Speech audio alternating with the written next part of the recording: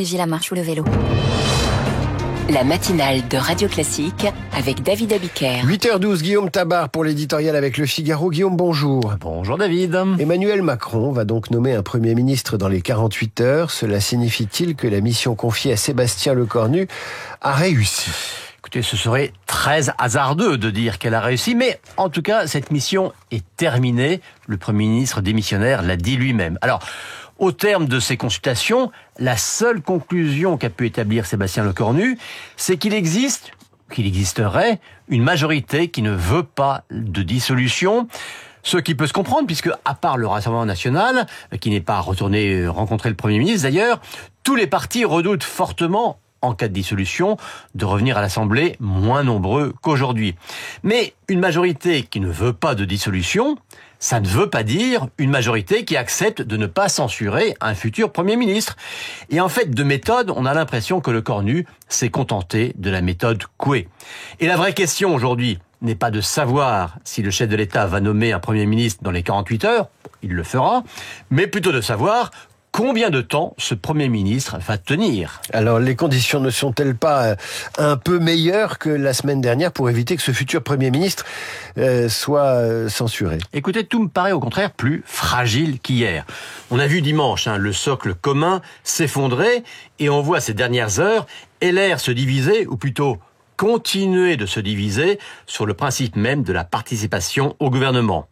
On voit une gauche qui feint d'être prête au dialogue, mais qui met des conditions comme la nomination d'un Premier ministre de gauche et d'un gouvernement exclusivement de gauche.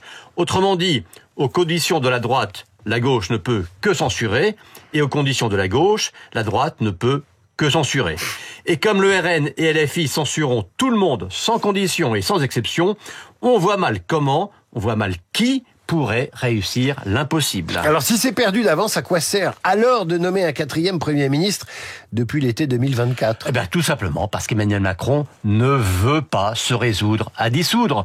Et encore moins, évidemment, céder aux appels à la démission qui se multiplient. Vous avez vu par exemple la une du Point ce matin. Alors, qu'est-ce qu'il fait ? Eh bien, il gagne du temps. Regardez ce qu'il a fait avec Sébastien Lecornu. Il l'a nommé, puis celui-ci a pris 1 mois pour former son gouvernement. Bon, ça capote tout de suite.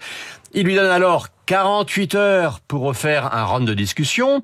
Puis il se donne 48 heures pour lui nommer un successeur, lequel aura besoin de 48 heures pour faire son gouvernement, et ainsi de suite.